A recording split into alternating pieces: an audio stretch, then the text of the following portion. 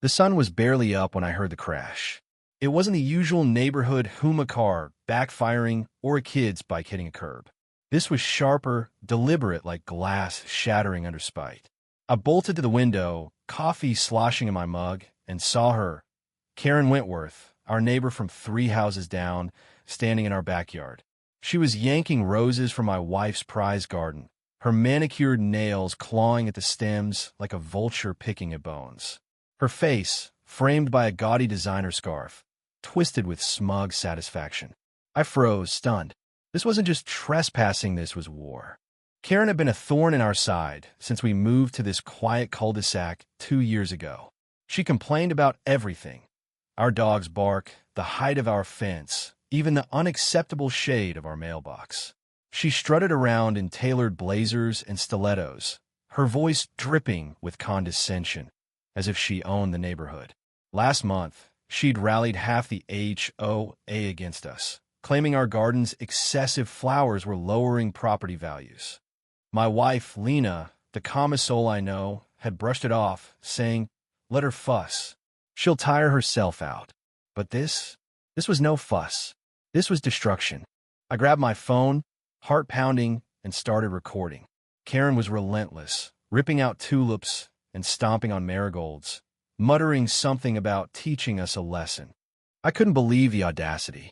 Our garden wasn't just plants, it was Lena's sanctuary, her way of coping after long shifts as the county's police commissioner. Every bloom was a piece of her heart, planted with care. And here was Karen, tearing it apart like it was trash. I stepped onto the porch, phone still rolling. "Karen, what the hell are you doing?" I shouted. She spun around, her eyes narrowing like a cat caught in a trap. For a split second, she looked startled, but then her lips curled into that infuriating smirk. "Oh," she scoffed, tossing a mangled rose at my feet. "This eyesore of a garden is a disgrace. I'm doing the neighborhood a favor." She pulled out her phone, dialing with theatrical flair. "I'm calling 911. You're harassing me." I almost laughed. Harassing her? On my own property? But as her voice screeched into the phone, describing me as a threatening man who cornered her, my amusement turned to fury.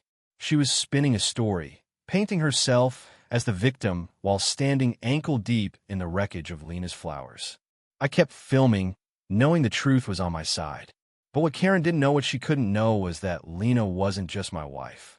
She was the county's top cop, and Karen's little stunt was about to blow up in her face. The police arrived in under 10 minutes, 2 officers stepping out of a cruiser with calm professionalism. Karen, now perched on our garden bench like she owned it, launched into her performance. "Thank God you're here," she cried, clutching her pearls, literal pearls, gleaming against her silk blouse. "This man's been threatening me. I was just walking by, and he started yelling, filming me. I demand you arrest him." The officers, a young woman named Officer Ruiz and a grizzled veteran named Officer Tate, exchanged a glance. I handed over my phone, the video still looping Karen's rampage. Ruiz watched the footage, her jaw tightening. Tate, meanwhile, raised an eyebrow at Karen. "Ma'am, you're saying you were just walking by in their backyard?" Karen's face twitched, but she doubled down. "I was inspecting the property line. Their garden's an encroachment." It was a lie so bold, it almost sounded rehearsed. I stayed quiet, letting the video do the talking. But then, a twist I hadn't expected. Our neighbor, old Mr. Jenkins, shuffled over from across the street, his cane tapping the pavement. Jenkins, a retired librarian who rarely spoke, had a fire in his eyes I'd never seen. "Officers, I saw everything," he said, his voice steady despite his age. "She wasn't inspecting anything. She's been sneaking around for weeks, muttering about fixing this garden. Last night, I saw her scoping it out with a flashlight." My jaw dropped. Jenkins, the guy who barely waved hello, had been watching Karen scheming? It was a curveball that shifted everything. Karen's smug facade cracked, her eyes darting to Jenkins like he'd betrayed her. The officers turned back to Karen, their patience thinning. Ruiz held up the phone. "This video shows you destroying private property, ma'am.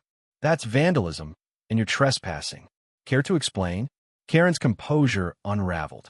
She stammered, her voice rising to a shrill pitch. "This is outrageous. Do you know who I am? I'm on the HOA board. I'll have your badges." Tate, unfazed, jotted something in his notebook. "We'll need you to come with us to the station," he said flatly. That's when Lena pulled into the driveway. Her cruiser's emblem gleamed under the morning sun. The words County Police Commissioner bold on the door. Karen's face went white as Lena stepped out. Her uniform crisp, her expression a mix of exhaustion and disbelief. "What's going on here?" Lena asked, her voice calm but commanding. I gestured to the ruined garden, my throat tight. Karen decided to redecorate. Lena's eyes swept over the destruction, her roses, her tulips, her hours of love reduced to mulch. For a moment, I thought she'd lose it, but she stayed composed, turning to Karen. "Ms. Wentworth, you called 911. Karen, now sweating through her makeup, nodded weakly. "Why, yes, but he was threatening me." Lena's gaze sharpened. "I see. And you thought vandalizing my property would what? Prove a point." The air went still. Karen's mouth opened, then closed, like a fish gasping for water. She hadn't known Lena was the commissioner.